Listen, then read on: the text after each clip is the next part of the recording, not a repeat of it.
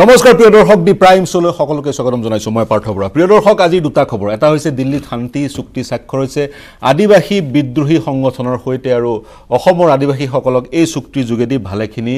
তেওঁলোক লাভান্বিত হ'ব, অৰ্থনৈতিকভাৱে লাভান্বিত হ'ব, সাংস্কৃতিকভাৱে লাভান্বিত হ'ব বা তেওঁলোকৰ শিক্ষা দীক্ষাৰ ক্ষেত্ৰত যি উত্তৰণ সেই উত্তৰণ ঘটিব। 1000 কোটি টকীয়া পেকেজ তেওঁলোকৰ কাৰণে ঘোষণা কৰা হৈছে, তেওঁলোকক কাউন্সিল প্ৰদান কৰা হ'ব ইত্যাদি ইত্যাদি বহুকেইটা সুখবৰ অসমৰ বা চাহ জনগোষ্ঠী লোকসকলৰ কাৰণে আছে। কিন্তু অন্য এটা খবৰ আহি পৰিছে, এক নেতিবাচক খবৰ বুলিয়ে গ্ৰহণ কৰিছে অসমৰ বহুলোকে। সেইটো হৈছে কেন্দ্ৰীয় চৰকাৰে অনুমোদন জনাইছে 12টা জনগোষ্ঠীক জনজাতিৰ মৰ্যাদাকৰণৰ। কেন্দ্ৰীয় কেবিনেটত প্ৰধানমন্ত্ৰী নৰেন্দ্ৰ মোদীৰ নেতৃত্বত অনুষ্ঠিত কেন্দ্ৰীয় কেবিনেটে 12 জনগোষ্ঠীক এছটিৰ মৰ্যাদা দিয়াৰ সিদ্ধান্ত গ্ৰহণ কৰিছে। কিন্তু সেই 12টাৰ ভিতৰত অন্তৰ্ভুক্ত হোৱা নাই অসমৰ 6টা জনগোষ্ঠী। অসমৰ 6 জনগোষ্ঠী ইতিমধ্যে বহু বছৰ ধৰি এই ডিমাণ্ড কৰি আহিছিল। আহোম, মৰাণ, মটক, চুতীয়া, কোচ ৰাজবংশী আৰু চাহ জনগোষ্ঠী, এই 6টা জনগোষ্ঠীয়ে সেই ডিমাণ্ড কৰি আহিছিল, বহুদিনৰ পৰা ডিমাণ্ড কৰি আহিছিল। কিন্তু কেন্দ্ৰীয় কেবিনেটে যি অনুমোদন জনালে সেই অনুমোদনৰ তালিকাত এই 6টা জনগোষ্ঠী কিন্তু নাই। তাৰ পৰিৱৰ্তে ছত্তীশগড়, হিমাচল প্ৰদেশ, কৰ্ণাটকা, তামিলনাডু, উত্তৰ প্ৰদেশৰ 12টা জনগোষ্ঠীক জনজাতিৰ মৰ্যাদা দিয়াৰ ইতিমধ্যে গ্ৰীণ ছিগনেল কেবিনেটে প্ৰদান কৰিছে। আৰু অনাগত সময়ত যি পাৰ্লিয়ামেণ্টত অধিৱেশন আৰম্ভ হ'ব, সেই অধিৱেশনত বিধেয়ক গৃহীত কৰি এখন আইন প্ৰণয়ন কৰি এওঁলোকক এছটিৰ মৰ্যাদা দিয়া হ'ব। কিন্তু যি শ্লোগান দিছিল অসমৰ 6 জনগোষ্ঠীয়ে নো এছটি নো ৰেষ্ট, সেয়া অসাৰ হোৱা পৰিলক্ষিত হৈছে। এতিয়া প্ৰশ্ন হয় এতিয়ালৈকে কি হ'ল? বহুকেইটা ঘটনা ঘটিছিল প্ৰিয় দৰ্শক। 2016 চনৰ মাৰ্চৰ 3 তাৰিখে তদানীন্তন কেন্দ্ৰীয় মন্ত্ৰী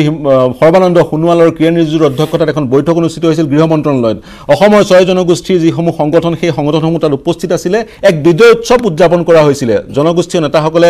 এক প্ৰকাৰ জয়ী হ'ল বুলি তেওঁলোকে ঘোষণা কৰিছিল। তেওঁলোকক 3 মাহৰ ভিতৰত এছটি ষ্টেটাছ দিয়া হ'ব। কাৰণ সেই বৈঠকখনত এখন কমিটি গঠন কৰা হৈছিল, এজনীয়া কমিটি। মহেশ কুমাৰ সিংলা সেই সময়ৰ জইণ্ট ছেক্ৰেটাৰী ইণ্টাৰনেল ছিকিউৰিটিৰ আছিলে, তেওঁৰ নেতৃত্বত এখন কমিটি গঠন কৰি দিয়া হৈছিলে। তেওঁ মে'ৰ 31 তাৰিখে এখন প্ৰতিবেদন দিয়াৰ কথা আছিলে। কিন্তু তেওঁ অৱসৰ গ্ৰহণ কৰাৰ পিছত আৰু এখন একজনীয়া কমিটি গঠন কৰা হ'ল। কিন্তু সেই প্ৰতিবেদনখন কি হ'ল আমি নাজানো। আমাৰ ষ্টুডিঅ'ত বিজেপিৰ প্ৰতিনিধি আছে, তেওঁক সুধিম প্ৰতিবেদনৰ ষ্টেটাছ। আৰু অসমৰ তদানীন্তন কেন্দ্ৰীয় মন্ত্ৰী প্ৰাক্তন মুখ্যমন্ত্ৰী সৰ্বানন্দ সোণোৱাল ডাঙৰীয়াই ঘোষণা কৰিছিলে যদিহে মডেলিটি পৰিৱৰ্তন কৰিবলগীয়া হয়, মডেলিটি পৰিৱৰ্তন কৰিও অসমৰ বেলিকে অসমৰ এই 6 জনগোষ্ঠীক জনজাতিকৰণ কৰা হ'ব। কাৰণ এন্থ্ৰপলজিকেল ষ্টাডিত কোৱা হৈছিলে এই অসমৰ 6 জনগোষ্ঠীয়ে বৰ্তমান এক্সিষ্টিং যিকেইটা কেৰেক্টাৰিষ্টিক বৈশিষ্ট্য, সেই বৈশিষ্ট্যৰ অধীনত তেওঁলোকক এছটি মৰ্যাদা দিব পৰা নাযায়। তাৰ ফলশ্ৰুতিত সোণোৱাল ডাঙৰীয়াই ঘোষণা কৰিছিলে মডেলিটি চেঞ্জ কৰা হ'ব। তাৰপিছত 2019 চনলৈ আহোঁ। 2019 চনত লোকসভা নিৰ্বাচনৰ পূৰ্বে যিখন অধিৱেশন হৈছিল, ৰাজ্যসভাৰ অধিৱেশনত এখন বিধেয়ক উত্থাপন কৰা হৈছিল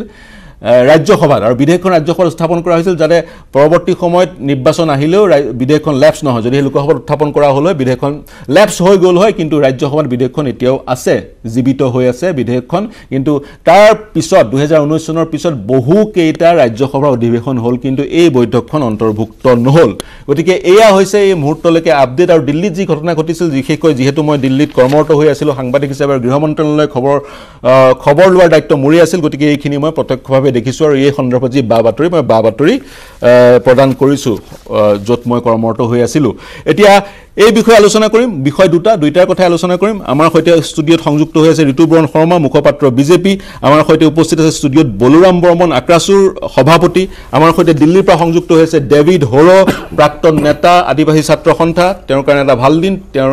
শান্তি চুক্তিত তেওঁ উপস্থিত আছিল আজি, যি শান্তি চুক্তি আদিবাসী বিদ্ৰোহী সংগঠনৰ সৈতে কৰা হৈছে। আমাৰ সৈতে উপস্থিত আছে মৰাণ ছাত্ৰ সন্থাৰ সভাপতি, তিনিচুকীয়াৰ পৰা উপস্থিত আছে নৱ মৰাণ। আৰু আমাৰ সৈতে শিৱসাগৰৰ পৰা উপস্থিত আছে টাই আহোম ছাত্ৰ সন্থাৰ উপ সভাপতি ভাস্কৰ বুঢ়াগোহাঁই। মই প্ৰথমতেই বিজেপিৰ মুখপাত্ৰগৰাকীৰ ওচৰলৈ আহিম আৰু তেওঁলৈ চাগে মোৰ প্ৰশ্ন অধিক থাকিব। শৰ্মা ডাঙৰীয়া, ইতিমধ্যে যি মই ইন্ট্ৰডাকশ্যনত এটা পৰ্যায়লৈ ক'লোৱেই, কি ক'ব বিচাৰিব? অন্য ৰাজ্যৰ 12টা জনগোষ্ঠীক মৰ্যাদা প্ৰদান কৰা হ'ল এছটিৰ, কিন্তু অসমৰ 6টা জনগোষ্ঠী এতিয়াও বঞ্চিত হ'ল, যাৰ কাৰণে অসমত সৰ্বত্ৰ প্ৰতিক্ৰিয়াৰ সৃষ্টি হৈছে, বিশেষকৈ সেই জনগোষ্ঠীয় অৰ্গেনাইজেশ্যনসমূহৰ মাজত। চাওক, যোৱাকালি যিটো কেবিনেটত সিদ্ধান্ত হ'ল যে ভাৰতবৰ্ষৰ 5খন ৰাজ্যৰ 12টা জনগোষ্ঠীক জনজাতীয় মৰ্যাদা প্ৰদান কৰাৰ যিটো কেবিনেটৰ সিদ্ধান্ত, সেই সিদ্ধান্তটো গ্ৰহণ কৰা হ'ল।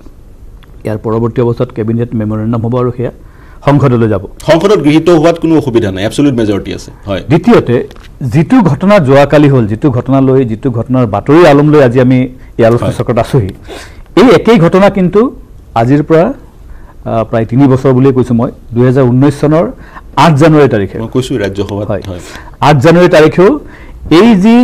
এটা প্ৰক্ৰিয়া যে প্ৰথমে কেন্দ্ৰীয় মন্ত্ৰীসভাই হেতুক তেওঁলোকে অনুমোদন জনাব তাৰ পিছতেহে সংসদলৈ যোৱাৰ বাট প্ৰশস্ত হয় গতিকে অসমৰ মৰাণ মটক চুতীয়া টাই আহোম কোচ ৰাজবংশী আৰু চাহ জনগোষ্ঠীয় লোকসকলক জনজাতিৰ মৰ্যাদা দিয়াৰ বিজেপিৰ যিটো প্ৰতিশ্ৰুতি নিৰ্বাচনী প্ৰতিশ্ৰুতি আপুনি উল্লেখ কৰিছে সেই প্ৰতিশ্ৰুতি আমি এতিয়াও অটল আছো সেই প্ৰতিশ্ৰুতিকে আমি আগবঢ়াই নি পেলাই সেই সময়ত কেবিনেটে যিটো কথা যোৱাকালি যিটো ঘটনা ঘটিছে সেই একে ঘটনা আজিৰ পৰা কেইবা বছৰ আগৰ 2019 চনত সেই একেই প্ৰক্ৰিয়াৰে গোটেই ব্যৱস্থাটো আগবাঢ়িছিল গতিকে আমাৰ বাবে সেইটো বহুত ডাঙৰ এই কাৰণে বাতৰি নহয় কাৰণ সেইটো এটা প্ৰক্ৰিয়া তাৰমানে আমাৰ বাবে ডাঙৰ বাতৰি হ'ল যে আমি এতিয়াও এই যি 6 জনগোষ্ঠীক আমি জনজাতিকৰণৰ যিটো আমি প্ৰতিশ্ৰুতি সেই প্ৰতিশ্ৰুতি সম্পূৰ্ণৰূপে পালন হোৱাৰ ক্ষেত্ৰত যিবোৰ বাধা আৰু মানে আমাৰ হেঙাৰ হিচাপে যিবোৰ কথাই থিয় দিছে সেইবোৰ আমি অতিক্ৰম কৰি পৰৱৰ্তী সময়ত ডাঙৰীয়া এটা প্ৰশ্ন যেহেতু বিলখন উত্থাপন হ'ল বিলখনৰ ড্ৰাফট প্ৰস্তুত হ'ল ৰাজ্যসভাত উত্থাপন হৈছে গতিকে হেঙাৰ মডেলিটিজ বা হেঙাৰ থাকিব নালাগে তাত এনেকুৱা হ'ল চাওক কথাটো এনেকুৱা কথাবিলাক দেখাত যদিও সহজ সৰল এতিয়া আমি অসমবাসী ৰাইজে ওপৰি কথাবোৰ চালে নহ'ব কাৰণ এতিয়া যেহেতু চৰকাৰৰ ওপৰত দায়িত্ব বলটো চৰকাৰৰ ওপৰত আৰু অসম চৰকাৰক যেতিয়া ৰাজ্যসভাৰ পৰা যেতিয়া মানে এমেণ্ডমেণ্ট যেতিয়া তালৈ আহিল তাৰ পৰৱৰ্তী সময়ত অসমত এক্সিষ্টিং যিসকল জনজাতি আছে সেই জনজাতিসকলক যেতিয়া নতুনকৈ জনজাতিকৰণ কৰা হ'ব সেই নতুনকৈ জনজাতিকৰণ হোৱাৰ পিছত এক্সিষ্টিং অৰ্থাৎ যিসকল ইতিমধ্যে জনজাতি ষ্টেটাছ পাইছে তেখেতসকলৰ সা সুবিধা ইত্যাদি ক'ৰবাত কিবা হিন্দেৰি হ'ব নেকি অন্যান্য কিবা তেনেকুৱা বাধা বিঘিনি আহিব পাৰে নেকি কাৰণ অসম চৰকাৰ এই গোটেই ব্যৱস্থাটোৰ লগত দায়বদ্ধ কাৰণ আমি দায়বদ্ধ আৰু চৰকাৰে নিজৰ যিটো মনোবাঞ্ছা এইটো স্পষ্ট ৰূপত প্ৰকাশ কৰিছে যে আমি ইতিমধ্যে কেবিনেটৰ সিদ্ধান্ত পৰৱৰ্তী সময়ত সাংসদলৈ যোৱা ইত্যাদি এই ব্যৱস্থাটো আমি সেই ব্যৱস্থাৰ মাধ্যমেৰে আমি যাবই লাগিব কৈছোঁ সামৰি লওঁ যেহেতু সংসদত সেই এটা ব্যৱস্থা আছে যেহেতু তেওঁলোকে মন্ত্ৰী গোট গঠন কৰি অসম চৰকাৰক ক'লে যে আপোনালোকে এই গোটেই কথা বতৰাবিলাক অসমতে সামৰি সুতৰি আনক যাতে পৰৱৰ্তী সময়ত অসমত যাতে বাকী কোনো অসুবিধা হ'ব নালাগে যদি মডেলিটিজ কথাটো আপুনি কৈছে য'ত মডেলিটিত অকণমান হিন্দেৰি আছে সেইবোৰ এটা ব্যৱস্থাৰ মাধ্যমেদি গৈ পেলাই আমি তাক শান্তিত লগাব পাৰিম ইতিমধ্যে প্ৰক্ৰিয়া আৰম্ভ হৈছিল কিন্তু যিহেতু মন্ত্ৰী গোট গঠন কৰা হ'ল মন্ত্ৰী গোটে ইতিমধ্যে অসমত যিসকল এক্সিষ্টিং জনজাতি আছে তেওঁলোকৰ সংগঠন আছে সেই সংগঠনসমূহৰ লগত কেইবাবাৰো আলোচনাটো বহিছে গতিকে মই ভাবোঁ যে যিহেতু কিছু জটিলতা আৰু আমি এনেকুৱা নহয় যে নতুনকৈ কাৰোবাক কিবা এটা দিবলৈ আমি ইচ্ছা কৰিছোঁ তেওঁলোকৰ প্ৰাপ্তও হয়তো কিন্তু সেইটো কৰিবলৈ গৈ যাতে আৰম্ভণিতে আমাৰ যিবিলাক অসুবিধা হ'ব পৰা বাট সেই বাটবিলাক পৰৱৰ্তী সময়ত আমি আমি সতৰ্কতাৰে গোটেই কামবিলাক জটিলতাৰ বিষয়ে আমি বুজি পাওঁ উপলব্ধি কৰোঁ আৰু ট্ৰাইবেল সংঘ আদিত্য ঠাকৰেৰে ইয়াৰ বিৰোধিতা কৰি আছে বড়ো বহুত সংগঠনে জাতীয় সংগঠনে ইয়াৰ বিৰোধিতা কৰিছে তেওঁলোকৰ কথাটো হ'ল তেওঁলোকে যি সা সুবিধা পাই আছে এই সা সুবিধা শুনি তেওঁলোকৰ পৰা আংশিকভাৱে কাঢ়ি লৈ নতুনকৈ যিসকল জনজাতিৰ মৰ্যাদা পাব তেওঁলোকলৈ আহিব নোৱাৰে নহয় জানো ঠিকেই কৈছোঁ সৰু কথা এটা যোগ দিছোঁ অসমবাসী ৰাইজে জানি ভাল পাব মানে তেওঁলোক জ্ঞাতাৰ্থে যোৱাকালি যিসকলক দিছে তেওঁলোকক কেনেকুৱা ষ্টেটাছ জানেনে ধৰক আমাৰ অসমত কাৰ্বি আংলঙৰ জনজাতি কিন্তু সেই একেই কাৰ্বিসকল কামৰূপ জিলাত আমৰি কাৰ্বি যাক কওঁ তেওঁলোকৰ জনজাতি মৰ্যাদা তেওঁলোকে পোৱা নাই এই যিবিলাক জিলাত এই 5খন ৰাজ্যত যিবিলাক জিলাৰ যিসকলৰ জনজাতি অন্তৰ্ভুক্ত হৈছে তেওঁলোক কোনোবা এখন জিলাত জনজাতি আকৌ কোনোবা এখন জিলাত জনজাতি নহয় তেওঁলোকৰ এই ডিমাণ্ডটো এই তেওঁলোকৰ এই বহু বছৰৰ পৰা তেওঁলোকৰ পেণ্ডিং আছিল গতিকে আমাৰ চৰকাৰে যিহেতু সমস্যাবিলাক তেওঁলোকৰ বহু বছৰৰ পৰা পেণ্ডিং আছিল মই আপোনাৰ ওচৰলৈ আহিম আৰু মই বহুকেইখন বিধেয়কৰ তেনেকুৱা তালিকা দিব পাৰোঁ যিকেইখন বিধেয়ক আগদিনা যদি কেবিনেটত অনুমোদন জনাইছে পিছদিনাখন সংসদত উত্থাপন হৈছে তাৰ পিছদিনা আলোচনা হৈছে তাৰ পিছদিনা গৃহীত হৈছে আৰু বহুকেইখন তেনেকুৱা বিধেয়ক আছে আৰু যদিহে মন্ত্ৰী গোটে এই বিষয়টো অধ্যয়ন কৰিব লাগিছিল তেতিয়াহ'লে এই ড্ৰাফটখন প্ৰস্তুত কৰি বিলখন প্ৰস্তুত কৰি প্ৰশ্ন হৈ ৰাজ্যসভাত উত্থাপন কৰা হ'ল কিয় সেইটো এটা ডাঙৰ প্ৰশ্ন মই পুনৰ আপোনাৰ ওচৰলৈ আহিম বৰ্মনৰ ওচৰলৈ আহিম মই ডেভিড হৰ আমাৰ সৈতে সংযুক্ত হৈছে নতুন দিল্লীৰ পৰা হৰ ডাঙৰীয়া শুনিছে আপুনি মোক শুনা পাইছে হয় ডেভিড হৰ মই আপোনাক সুধিব বিচাৰিম আপুনি হয় আজি যি চুক্তি স্বাক্ষৰিত হ'ল এই চুক্তিত কি আছে কি সুবিধা আপোনালোকৰ প্ৰদান কৰা হ'ব আমাক জনাওক এটাকৈ আমি গম পাইছোঁ জনজাতিৰ যি মৰ্যাদা আপোনালোকে দাবী কৰি আহিছিলে অসমৰ আদিবাসীসকলে বা চাহ জনগোষ্ঠীৰ লোকসকলে এই জনজাতিৰ মৰ্যাদাটো আপোনালোকক প্ৰদান নকৰি অন্য কিছু জনগোষ্ঠীক প্ৰদান কৰা হৈছে সেয়া অন্য বিষয় পাতিম কিন্তু আজি কি পালে আপোনালোকে প্ৰাপ্তি অপ্ৰাপ্তিৰ হিচাপ নমস্কাৰ আজি আমি অত্যন্ত সুখী আৰু মই আশা কৰিম যে আমাৰ অসমৰ সকলো আদিবাসী ৰাইজে সুখী হৈছে যেহেতু আমি দীৰ্ঘদিনৰ পৰা আমাৰ দাবী আছিল আমাৰ আদিবাসী জনগোষ্ঠী কি ধৰণে আমি অসমৰ অন্যান্য সমাজ ব্যৱস্থাৰ লগত খাপ খোৱাকৈ উন্নয়নৰ দিশত মানে চৰকাৰ সা সুবিধাবিলাক আদায় কৰি আমি উন্নয়নৰ দিশত আমি লৈ যাব পাৰোঁ সেইটো মানসেৰে আৰু সেইটো দৃঢ় প্ৰতিশ্ৰুতিৰে আমি সংগ্ৰামৰ পথ লোৱা হৈছিল আন্দোলনৰ পথ লোৱা হৈছিল আৰু তাৰে পৰিণতিত আজি কেন্দ্ৰ চৰকাৰে যি ত্ৰিপাক্ষিক চুক্তি চুক্তি স্বাক্ষৰ কৰিলে কি পালে কি দিছে কেন্দ্ৰীয় চৰকাৰে কি প্ৰতিশ্ৰুতি দিছে কেইবাটাও বিষয়ৰ ওপৰত চুক্তি স্বাক্ষৰ হৈছে এক নম্বৰ আমাক আদিবাসী ৱেলফেয়াৰ ডেভেলপমেণ্ট কাউন্সিল দিয়া হৈছে এইটো ছেটেলাইট ছিষ্টেমত হ'ব আৰু কেন্দ্ৰ চৰকাৰে এই ছেটেলাইট কাউন্সিলত 500 কোটি টকা দিব আৰু অসম চৰকাৰে 5 কোটি টকা মোটামুটি হ'ব 1000 কোটি টকা আৰু এই 1000 কোটি টকাৰে অসমৰ সমগ্ৰ অসমৰ আদিবাসী জনগোষ্ঠীৰ আৰ্থ সামাজিক শিক্ষা দীক্ষা আৰু অন্যান্য যিবিলাক অত্যন্ত প্ৰয়োজনীয় দিশবিলাক আছে সেই সকলো বিষয়ৰ কাৰণে এই ডেভেলপমেণ্ট কাউন্সিলে কাৰ্য কৰিব কাম কৰি যাব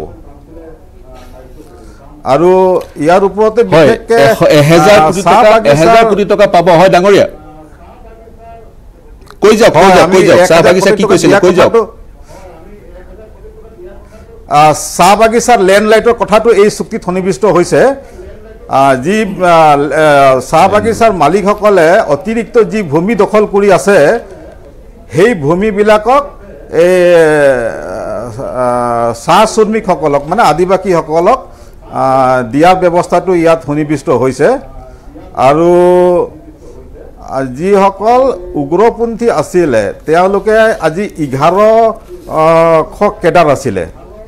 অসমৰ 5খন উগ্ৰপন্থীৰ 1100 কেডাৰ আছিলে 1100 কেডাৰক পুনৰ সংস্থাপন তেওঁলোকক মানে কি ধৰণে তেওঁলোকক ইষ্টাব্লিছ কৰা হ'ব সেই চুক্তিত সেই বিষয়টো সন্নিৱিষ্ট হৈছে তো এনেকুৱা কৰি প্ৰায় 16টা হৰ ডাঙৰীয়া মই এটা প্ৰশ্ন সুধিম হৰ ডাঙৰীয়া মই পুনৰ আপোনাৰ ওচৰলৈ আহিম কিন্তু মই এটা সংক্ষেপত এটা প্ৰশ্ন যিখিনি বহুত ভাল খবৰ 1000 কোটি টকাৰ পেকেজ ছেটেলাইট কাউন্সিল থাকিব আপোনালোকৰ উন্নয়ন হ'ব শিক্ষা দীক্ষাৰ ক্ষেত্ৰত উন্নয়ন হ'ব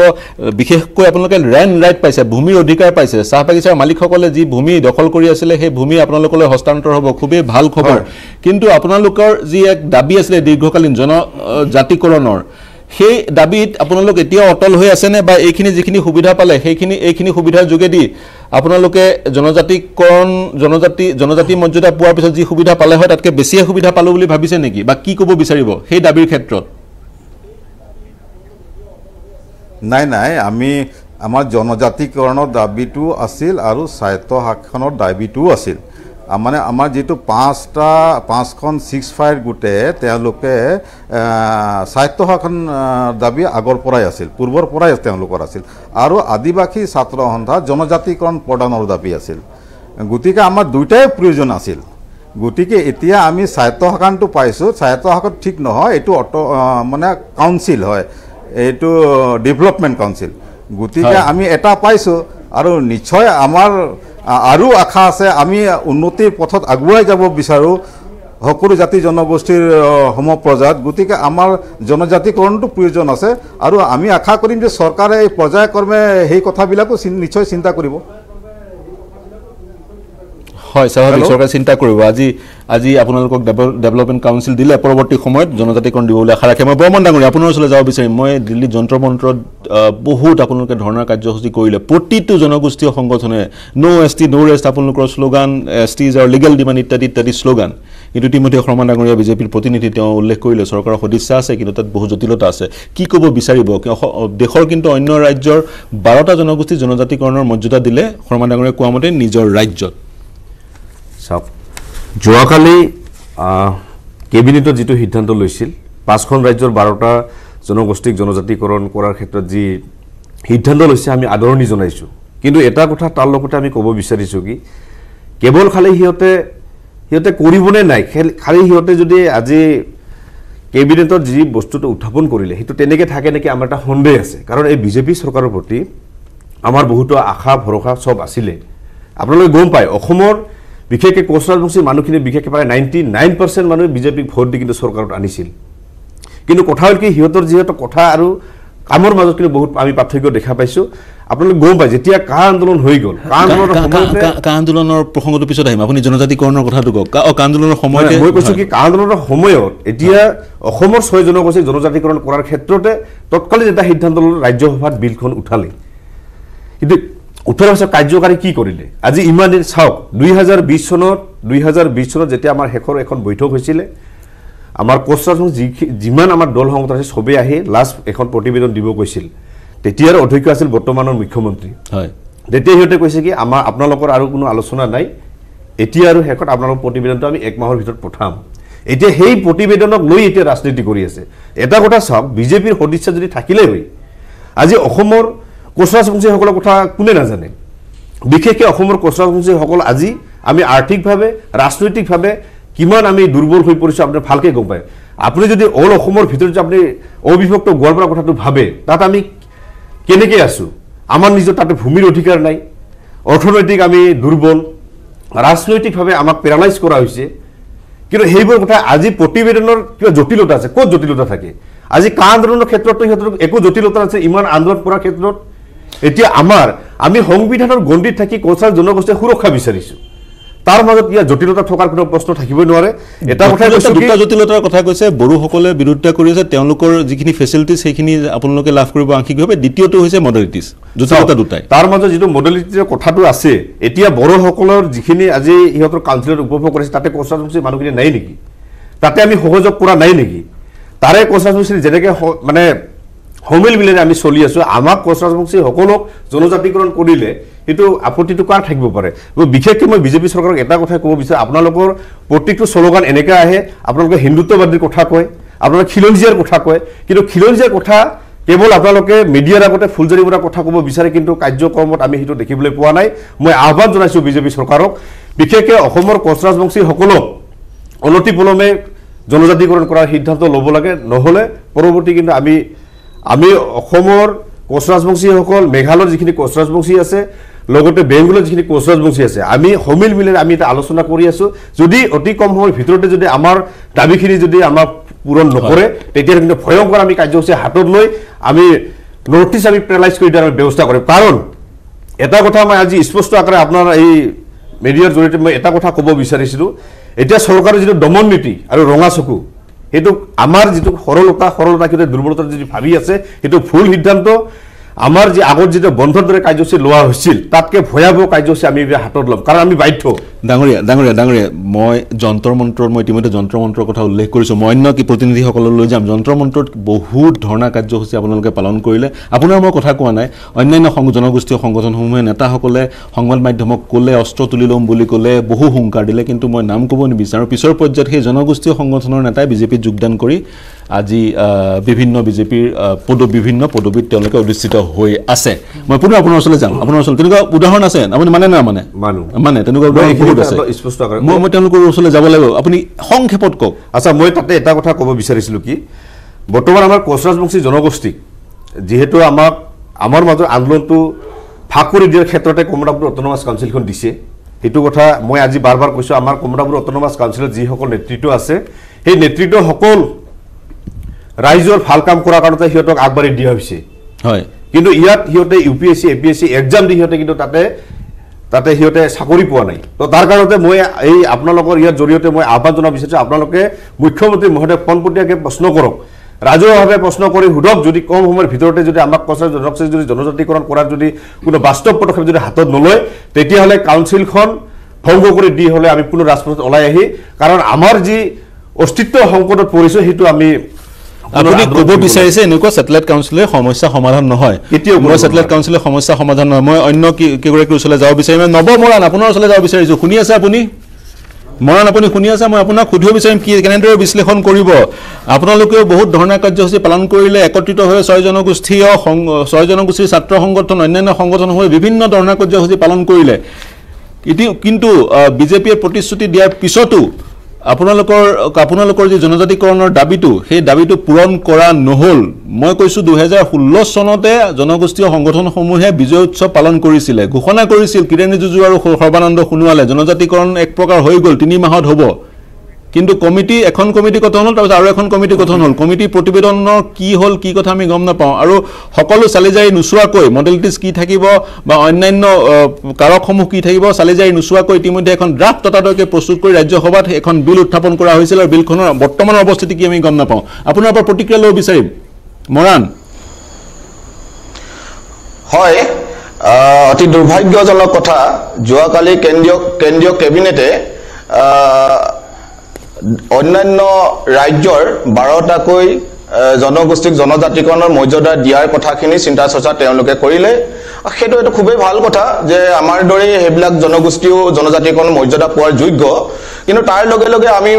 অসমৰ 6 জনগোষ্ঠীক সমান্তৰালভাৱে জনজাতিকৰণৰ প্ৰক্ৰিয়াটো আগবঢ়াই লৈ যাব লাগিছিল এইখিনি নিনিয়াৰ কাৰণে আমি আজি ক্ষোভিত 6 জনগোষ্ঠী আমি ক্ষোভিত হৈছো কিয়নো যে যোৱা আপুনি নিজেই কৈছে যে যিখন ৰাজ্যসভাত উত্থাপন হৈছিল ৰাজ্য ৰাজনাথ সিং ডাঙৰীয়া যেতে সেই সময়ত গৃহমন্ত্ৰী আছিল আৰু তেখেতে বিলখন ৰাজ্যসভাত উত্থাপন কৰিছিল আৰু এটা কথা নিশ্চিত যে সেই বিলখন কেবিনেটৰ সিদ্ধান্তৰ জৰিয়তে যাব লাগিব কিন্তু সেই সিদ্ধান্তটো আজি বহুতে কোৱা শুনিছো যে এই সিদ্ধান্তটো অটল আছে আৰু ৰাজ্যসভাত উত্থাপন হোৱা বিলখন পুনৰ উত্থাপন কৰিব পৰা যাব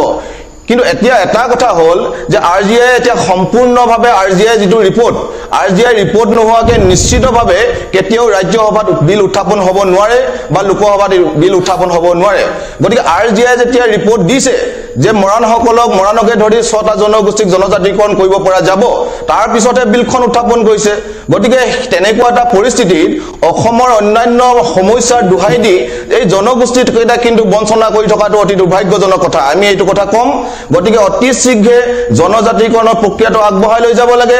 মন্ত্ৰী গোটৰ প্ৰতিবেদন মানে কি মন্ত্ৰী গোটৰ প্ৰতিবেদনখনে কি বিচাৰিছে কেন্দ্ৰীয় চৰকাৰে সেইখিনি কথাটো আমি স্পষ্টভাৱে জানি আছো গতিকে এইখিনি তেওঁলোকে অসমৰ পৰা অসমৰ অন্যান্য জাতি জনগোষ্ঠী বিলাকক খুদি কিনে কাৰোবাক খুদি কিনে তো মানে জনজাতিকৰণ দিয়া নিদিয়া কথা চিন্তা চৰ্চা কৰিব নোৱাৰে নহয় চিন্তা চৰ্চা কৰিব লাগিব প্ৰকৃততে 6 জনগোষ্ঠী জনজাতিকৰণ পোৱাৰ যোগ্য হয় নহয় পাব লাগে নে লাগে আৰু মৰাণসকলক যদি আপোনালোকে ভালকে অধ্যয়ন কৰে যে মৰাণসকলৰ সকলো দিশতে পিছপৰা আৰু এই পিছপৰা জনগোষ্ঠীটোক আগবঢ়াই নিয়াৰ দায়িত্ব কিন্তু চৰকাৰৰ আছে তাৰ লগে লগে আৰু এটা কথা আমাৰ অভিযোগ আছে আজি সৰ্বানন্দ সোণোৱাল ডাঙৰীয়াৰ প্ৰতি আমাৰ অভিযোগ আছে যে যোৱাকালি যিখন কেন্দ্ৰীয় কেবিনেট বহিলে তাতো এজন কেবিনেট মন্ত্ৰী হিচাপে তেওঁ তাত আছিল কেন্দ্ৰীয় কেবিনেট হিচাপে তাত আছিল এজন সদস্য হিচাপে আছিল যেতিয়া 12টা জনগোষ্ঠীক জনজাতিকৰণৰ কথাবিলাক উত্থাপন হল এই 6টা কথাবিলাক কিয় উত্থাপন নহল যে আমি স্পষ্টভাৱে চৰকাৰৰ পৰা জানিব খুজিছো যিখন বিল আগতে উত্থাপন হৈছিল 2018 চনত উত্থাপন হৈছিল সেই বিলখন কি পৰ্যায়ত আছে আৰজিআই ৰিপৰ্টটো একদম খোলাখুলিকে ক'ব লাগে আৰু এই পৰৱৰ্তী পৰ্যায়ত এই 6টা জনগোষ্ঠীৰ যিখন বিল উত্থাপন হ'বলগীয়া আছে সংসদত কেতিয়া উঠাব আৰু কেনেকুৱা ধৰণে এইখিনি কামখিনি চৰকাৰে আগবঢ়াই লৈ যাব এইখিনি কিন্তু স্পষ্ট কৰিব লাগে হয় মৰাণ হয় আৰজিআই ৰিপৰ্টখন লাগে আৰু আপোনাৰ বিলখনৰ ষ্টেটাছ লাগে আৰু প্ৰতিবেদন মন্ত্ৰী গোটৰ প্ৰতিবেদন আপোনাক লাগে মই টাই আহোম ছাত্ৰ সন্থাৰ প্ৰতিনিধি ভাস্কৰ বুঢ়াগ হৈ আপোনাৰ ওচৰলৈ যাব বিচাৰিম মোৰ প্ৰশ্ন একেটাই বহুত আন্দোলন কৰিলে আপোনালোকে কিন্তু এতিয়াও আপোনালোকৰ যি দাবী আছিলে প্ৰায় মই যদি ভুল কৰা নাই 60 বছৰ পুৰণা আপোনালোকৰ দাবী এই দাবী কিন্তু পূৰণ হোৱা নাই বিভিন্ন কাৰণত পূৰণ হোৱা নাই তাৰ বিভিন্ন ৰাজনৈতিক কাৰণ আছে আৰু বিভিন্ন অন্য কাৰণো আছে জটিলতা টেকনিক্যাল কাৰণো আছে গতিকে এই মুহূৰ্তত যেহেতু অন্য 12 জনগোষ্ঠীক সেই জনজাতিৰ মৰ্যাদা প্ৰদান কৰিবলৈ ওলাইছে চৰকাৰে আপুনি কি ক'ব বিচাৰিব হয় ইতিমধ্যে যোৱাকালি যি 12টা জনগোষ্ঠীক জনজাতিকৰণ প্ৰদানৰ ক্ষেত্ৰত তেওঁলোকে যি ষ্টেপ লৈছে আমি সেই 12টা জনগোষ্ঠীক আমি শুভেচ্ছা জনাইছো আৰু চৰকাৰৰ এই পদক্ষেপক আমি আদৰণি জনাইছো কিন্তু তাৰ সমান্তৰালভাৱে অসমৰ যি 6 জনগোষ্ঠীয়ে যোৱা প্ৰায় সদুতা হেম ছাত্ৰ সন্থাই প্ৰায় 34 বছৰ দিন এই সংগ্ৰামখন অব্যাহত ৰাখিছে আৰু অন্যান্য যি 6 জনগোষ্ঠী আছে 6 জনগোষ্ঠীয়ে আজি 50 বছৰ ওপৰ ধৰি এই সংগ্ৰামখন চলাই আহিছে কিন্তু এই সংগ্ৰামখনক তেওঁলোকে সম্পূৰ্ণৰূপে এটা অৱহেলাৰ চকুৰে চাই তেওঁলোকে যি প্ৰতিশ্ৰুতি প্ৰদান কৰিছিলে যে বিজেপি দলটো চৰকাৰলৈ অহাৰ পাছতেই তেওঁলোকে 6 মাহৰ ভিতৰতে তেওঁলোকে এই 6টা জনগোষ্ঠীক তেওঁলোকে জনজাতিকৰণ প্ৰদান কৰিব কিন্তু পিছৰ পৰ্যায়ত আমি দেখিবলৈ পালো যে তেওঁলোকে কেৱল আলোচনাৰ নামত আমাক দিল্লীলৈ মাতে বা গুৱাহাটীলৈ মাতে তো এই ধৰণে দিছপুৰ আৰু দিল্লীত কেৱল আলোচনাৰ নামত আলোচনা কৰি থাকিলে আৰু শেষত তেওঁলোকে যিখন বৰ্তমানৰ যিজন মুখ্যমন্ত্ৰী এই মুখ্যমন্ত্ৰীজনৰ নেতৃত্বতে কিন্তু তেওঁলোকে মডেলিটি কমিটি তেওঁলোকে গঠন কৰিছিলে কিন্তু সেই কমিটিয়ে আজিলৈকে তেওঁলোকে মডেলিটি প্ৰস্তুত কৰিবলৈ তেওঁলোকে সক্ষম নহল আৰু ৰাজ্যসভাত কেৱল বিলখন উত্থাপন কৰিয়ে তেওঁলোকে হিমানতেই দায়িত্ব সামৰণি মাৰিলে কিন্তু তেওঁলোকে বাৰেপতি কয় যে অন্যান্য যিবিলাক বৰ্তমান জনজাতীয় মৰ্যাদা সম্পন্ন যিবিলাক জনগোষ্ঠী আছে তেওঁলোকৰ কিছুমান আপত্তিৰ কথা কয় বা তেওঁলোকৰ অধিকাৰ খৰ্ব হোৱাৰ কথা মাজে মাজে ওলায় কিন্তু আচলতে এই গোটেই সমস্যাটো সমাধান কৰাৰ দায়িত্ব কাৰ আমি কাক এই দায়িত্ব অৰ্পণ কৰিছো কাৰণ অসমৰ ৰাইজ অসমৰ এই যি 6টা জনগোষ্ঠী এই 6টা জনগোষ্ঠীয়ে কিন্তু অসমত বিজেপি চৰকাৰ গঠনৰ ক্ষেত্ৰত কিন্তু মুখ্য ভূমিকা পালন কৰিছিলে কিন্তু বৰ্তমান সময়ত যদি বিজেপি চৰকাৰখনে এই কথাটো যদি তেওঁলোকে পাহৰি গৈছে কিন্তু ইয়াৰ পিছৰ পৰ্যায়ত তেওঁলোকে কিন্তু ইয়াৰ ফল ভুগিব লাগিব ইয়াৰ পিছৰ পৰ্যায়ত ফল ভুগিব লাগিব তেনেধৰণৰ আপোনালোকে হুংকাৰ দি আহিছে বা পুনৰ তেনেধৰণৰ হুংকাৰ দিছে মই সাগৈ বিৰতিৰ সময় হৈছে কিছু সময়ৰ পিছতে বিৰতি লম মই বিৰতিত যোৱাৰ আগতে মই কি শাসক দলৰ প্ৰতিনিধিগৰাকী আছে শৰ্মা ডাঙৰীয়া আপোনাৰ পৰা জানিব বিচাৰিম এই মন্ত্ৰী গোটৰ যি বৰ্তমানৰ অৱস্থিতি কি মন্ত্ৰী গোটে কি কৰি আছে কি পৰ্যায়ত আছে মডেলিটিজৰ পৰিৱৰ্তন কৰিবলৈ হলে 1950 চনৰ যি মডেলিটিজ ট্ৰাইবেলৰ ষ্টেটাছ পাবলৈ হলে লাজকুৰিয়া হ'ব লাগিব নদীৰ কাষত থাকিব লাগিব ইত্যাদি মডেলিটিজ আছে এন্থ্ৰোপলজিক্যাল সাৰ্ভে হয় সেই মডেলিটিজৰ সাগৈ এই জনগোষ্ঠীকেইটা নপৰে বা পৰে মই নাজানো আৰজিআই ৰিপৰ্টৰ কথা উল্লেখ কৰিছে মোক লাগে সেই মন্ত্ৰী গোটৰ প্ৰতিবেদনৰ বৰ্তমান অৱস্থিতি কি মন্ত্ৰী গোটৰ প্ৰতিবেদনৰ সঁচা অৱস্থিতি কি সেইটো মন্ত্ৰী গোটৰ সদস্যসকলে ক'ব পাৰিব প্ৰতিবেদন চূড়ান্ত প্ৰতিবেদন প্ৰকাশ হোৱা নাই মই ইমান দূৰ জানো যে প্ৰতিবেদনখনক চূড়ান্ত কৰিবলৈ যিখিনি কথা ইয়াতে মীমাংসা কৰি পেলাই সামৰি সুতৰি কেন্দ্ৰলৈ পঠিয়াব লাগে সেই প্ৰক্ৰিয়াত কিছু সময় লৈছে যেহেতু ইতিমধ্যে আপোনালোকে প্ৰত্যেকেই স্বীকাৰ কৰি লৈছে যে ইয়াত থকা যিসকল এক্সিষ্টিং আদিবাসী বা এক্সিষ্টিং জনজাতি লোক বা জনজাতীয় সংগঠন সেই সংগঠনসমূহৰ নিজা ববীয়াকৈ তেওঁলোকৰ ওজৰ আপত্তি আছে গতিকে ইয়াতে আমি ওজৰ আপত্তিসমূহ সামৰি কাৰণ কাইলৈ হ'ব কি জনজাতি মৰ্যাদা দিয়াৰ লগে লগে আনুষ্ঠানিকভাৱে আল্টিমেটলি আমি নিজকে কোচ ৰাজবংশী চাহ জনজাতি টাই অসম মৰাণ মটক বা অন্যান্য যিসকল জাতি জনগোষ্ঠী আমি আছোঁ সকলো অসমীয়া পৰৱৰ্তী সময়ত যদি এই কথাটোৱে লৈ পেলাই যদি আমাৰ সমস্যা সমাধানক বাদ দি যদি বাঢ়িবলগীয়া হয় আকৌ আমি চৰকাৰে আমি দায়ী হ'ম বা আমি সেই তেনেকুৱা ধৰণৰ পৰিৱেশ এটা এইখন চৰকাৰৰ অন্তত অসমত হোৱাটো নিবিচাৰে মই সৰু কথা এটা মই এই বিৰতি ল'ব লাগিব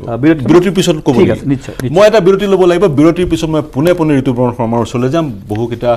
প্ৰশ্ন আছে এই সন্দৰ্ভতো তেওঁৰ পৰা সুধিব বিচাৰিম আৰু অন্যান্য যিসকল প্ৰতিনিধি আমাৰ সৈতে সংযুক্ত হৈছে বিভিন্ন জনগোষ্ঠীয় সংগঠনৰ এই প্ৰতিনিধিসকলৰ সৈতেও কথা পাতিম কিন্তু এই মুহূৰ্তত ল'ব লাগিব এটা বাণিজ্যিক বিৰতি শীঘ্ৰে ঘূৰি আহিম